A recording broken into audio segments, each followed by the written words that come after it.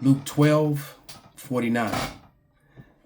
I am come to send fire on earth, and what will I if it be already kindled? Kol halal Yahweh Bahasham Yahushai Bahasham Rakaha Kodash. Double honors to the apostles, double honors unto the elder bishops. Salutations to all my fellow laborers doing this work in truth and sincerity, risking their lives and their freedom to do so, now more so than ever, the 144,000, and the scattered elect that are scattered around the four corners of the earth among the heathen that look like those heathen. This is not a black thing. And to the few Akwaf that are listening and learning, to you, I say Shalom. This is your brother Malcolm from the branch of the Great Millstone here in Chicago, coming at you another lesson in truth. And as we enter into these last moments of the last days, the Lord is going to gather up his elect that are scattered among all people.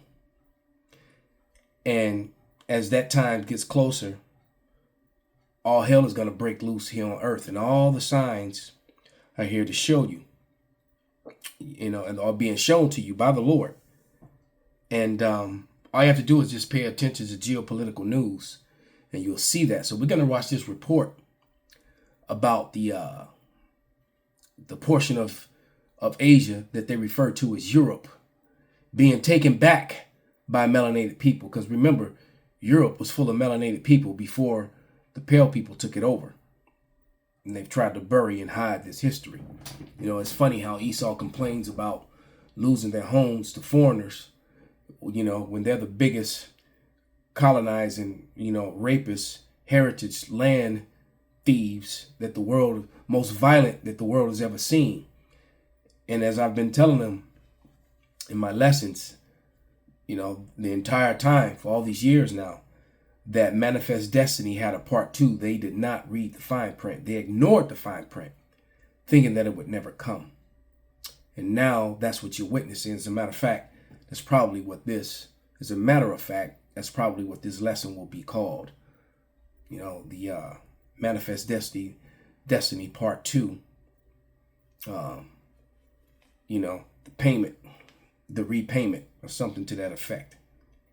Luke 12:51. Suppose ye that I am come to give peace on earth? I tell you, nay, but rather division. For from henceforth there shall be 5 in one house, and 3 against 2, and 2 against 3. So that's speaking not only of the Israelites, but of all men, especially Esau, Edom, Esav, as the rabbis refer to them as. Verse 53, the father shall be divided against the son, and the son against the father, the mother against the daughter against the mother-in-law against her daughter-in-law, and the daughter-in-law against her mother-in-law. And that's what you're witnessing also when it comes to this truth. All right? When it comes to this truth, houses are divided because, some of our people want to cleave on to the lies of Islam, to the lies of Christianity, to the lies of Seventh-day Adventists or Buddhism or whatever, witchcraft, Satan worship. Meanwhile, the prophecies written in the Bible, which are being told by the prophets of the Lord, are coming to pass. None of those other things are. So without any further ado, Clay Morris and his guest. Stabbings in the United Kingdom, more violence from illegal immigrants pouring across the borders, more boats showing up with illegal migrants. What is happening in Europe as it descends into chaos? They will call you a racist. They will call you a bigot if you call out what is happening there. And if you try to point out how what's happening there is about to happen to the United States of America. Race riots across the country and more illegal immigrants causing violence and destruction in these countries. For that, we want to bring in today, new to the show, is Digby Furno. He is his journalist and host of Man on the Run, and joins us, who knows deeply about what's happening in this part of the world, and can shed some light on all of this latest violence. You've been doing a great job of covering this. Digby, welcome to the show. Thanks, Clayton. Thanks for having me on. So let's just bring our audience up to speed here. We've been, of course, covering the violence over the past couple of weeks, the horrific stabbings of those girls at the dance studio, and then more, of course, people pouring into the streets. And it's been fascinating to watch the propaganda, right? It's been unbelievable to watch the propaganda from the mainstream media. If you call out this violence, you call attention to it, you're labeled a bigot, you're labeled a racist, and of course the clampdowns on social media. So just got to paint a picture where we are right now here in the middle of, towards the end of August. Okay, so I mean, today there have been more stabbings. There was another stabbing in London today. 2 days ago, there was a woman and some children also stabbed just outside Manchester. These things aren't being reported properly by the media. They're more interested on talking about people who have posted hurty words on social media and are fast tracking these people into jail within 24 hours. Some of these are OAPs, old age pensioners, sort of in their 60s, in their 70s, no previous record. This is Amos 8 and 11. Behold, the days come, saith the Lord power, that I will send a famine in the land, not a famine of bread nor thirst for water, but of hearing the words of Yahweh. And that's where we're headed, where it's about to be illegal for the men of the Lord to break down information like this and filter it through the scriptures, because that is what they fear the most. All right. It's not so much as them being revealed, as far as, what's going on in Israel, what's going on in America, what's going on in China, Russia, anything like that. What the powers that be fear the most, this is why that Israeli woman said in that meeting right after October 7th, that the biggest threat to Israel are black youth in America. And it's like, wait a minute, the Hezbollah or Hamas just invaded you, so you say, but the biggest threat to Israel is black youth. And what they're saying without saying is this truth. Because they know that the so-called Negroes in America primarily, and of course they're still scattered abroad throughout the world, but the primary bulk of the tribes of Judah, Benjamin and Levi, the kingdom of Judah, is here in America. And they are very well aware of that, and they know it. And now they know that you know it. So they want to demonize you for even speaking about it. And that's what this is really about, trying to silence the prophets. All right. They are going through the criminal justice system, the two-tier justice system that we now have in the UK, and they are in jail within 24 hours. The problem here is that the prisons are already overpopulated in the UK, and now we have a one-in, one-out system. Operation Early Dawn, I believe it's now called. So if you're a rapist, if you're a murderer, if you're a robber, you could get let out of jail early because somebody has said something that somebody deems offensive online, which to me is just absolute madness. And it is madness. And this is Psalms 94 and 20. And it reads, shall the throne of iniquity have fellowship with thee, which frameth mischief by law? Right? And that's exactly what this is. You're framing mischief by law because you're making a man an offender for a word. That's the scripture itself. I can't think of that scripture right now. I'll try to find it. But you're making a man an offender for a word, and not because he said a word that's insulting or degrading, because he said a word that is true. All right. So we tell you that the JOOs are small hats, that they're Asaph, that they're Esaph, that they're Esau, Edom. That's not slander. That's not anti-semantics. It's not anti-anything. It's the M and F in truth. And that's why it hurts and it stings so bad. All right. Which they can only have themselves to blame for that, for trying to carry on and keep up this lie, this charade for so long. And then the only way, and so since they can't deal with the scriptures, they can't deal with the historical facts and relics that prove everything that we say is true. They're using, they're weaponized their control of the narrative and through their media to try to slander. All right. Because you best believe the work that Clayton Morris does, they don't like it when he points out all the fallacies and the wrongdoings and the breaking of the law and the overriding of the laws of the lands here in America and abroad throughout the NATO EU countries. There, you best believe they're violating their land's constitutions and everything to create this one world, thing as well. But the true but the thing that bothers them the most is identifying who the Israelites really are today. All right, and remember, they use the word, that J word, the J-ish word.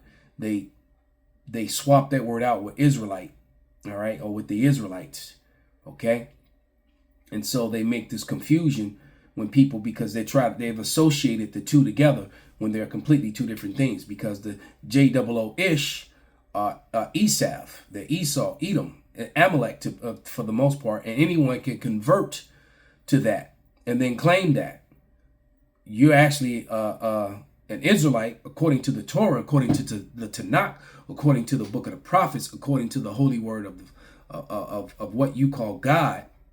Right? You're only an Israelite. You're only a saint unless your bloodline goes back through your father, through the sperm line, back to Jacob, back to the patriarchs, back to Jacob, back to Isaac, back to Abraham, point blank, period. And that's why they talk about this mother thing. They do all sorts of things that go against the scriptures, and they hate it when you point it out or when you prove it. All right. They gather themselves together against the souls of the righteous and condemn the innocent blood. All right. But Yahweh is my defense, and my power is the rock of my refuge. So that was Psalms 94, 20 through 22. All right. So let's let them speak again. What do you say to those who say that this violence is being staged? And I've definitely seen videos of burnings of the Israeli flag and other things like that. So can you talk about some of the staging? It seems like anytime you see one of these events, or you see a lot of this chaos, we're seeing it at the Democratic National Convention as we speak. Antifa infiltrating different riots in order to rabble rouse. So you see this. Antifa, BLM are controlled oppositions. BLM is a white organization, so-called, with a black name, so-called. And once again, they control the narrative. When people say fake, they don't mean that it's not happening. What they mean is that it was staged. And unfortunately, at some of these staged events, people really do get shot, get stabbed, get burned, get blown up. All right? Like the Sandy Hook thing, which is still questionable. But nevertheless, when I say questionable, I mean the facts surrounding the way the events happen. The same way that, 9/11 has completely been blown out of the water. The narrative that they tell, that's like, trying to make 2 + 2 = 5, but yet they still push it. Was the same thing with a lot of these other things. And no one's saying that no one really died. What they're saying is that the whole narrative is fake. All right. That's what's being said when people say this is fake. This is, this is not real. All right. It's on a regular basis.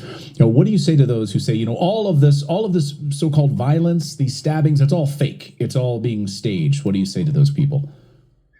I don't think it's fake. I think some things are being encouraged, and certainly the way that Keir Starmer has gone about this since the start of his premiership, he has turned groups of the UK against each other. There is no left, there is no right. There is far left and there is far right.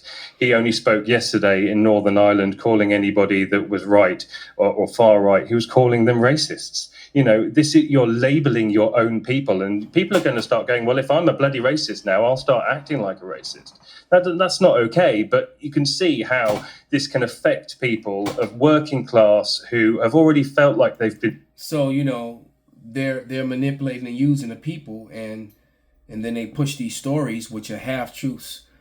And like, for example, the way they're demonizing the Venezuelans, making, and trying to drive a division between the so-called Negroes here in America, even the other Hispanic people that were here, between them and the Venezuelans. But the truth of the matter is, that's what's being shown in the media.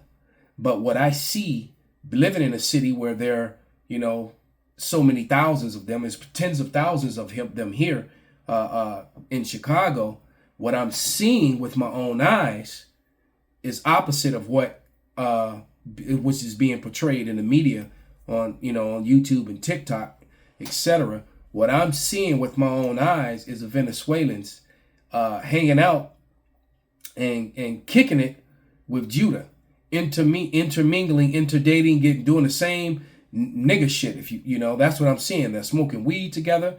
Venezuelan women are getting with the so-called black men. All right, Venezuelan men are getting with so-called black women. That's what I'm seeing. All right, in the hood. Okay, and I see that more than I see the division. I've seen some of the division too. I've seen skirmishes and stuff like that. But what I see more is compliance amongst themselves. That's what I see more. And most people that I've talked to around the city and the brothers, that we're all seeing the same thing. All right. So the narrative that they're using is not actually true. This is Isaiah 29:15. It says, "Woe to them that seek deep to hide their counsel from Yahweh, and their works are in the dark, who say, Who seeth us, and who knoweth us? For surely your turning of things upside down shall be esteemed as a potter's clay. For shall work say unto him that made it, he made me not? Or shall the thing framed say unto him that framed it, he have no understanding?" So they love to turn everything upside down and plot and plan wickedness against the Lord. But it's all, it's all starting to backfire on them. It's all being revealed. All right. For everything that's done in the dark shall come to the light. This is Luke 8:17. And it reads, "For nothing is secret that shall not be made manifest, neither anything hid that shall not be known and come abroad." All right. So all these little sneaky, crafty plans that they have, it's all coming to pass. And they only do these things so that they can pass, unrighteous decrees. And, I'll get that in a few seconds, but let me play a little bit more of this video.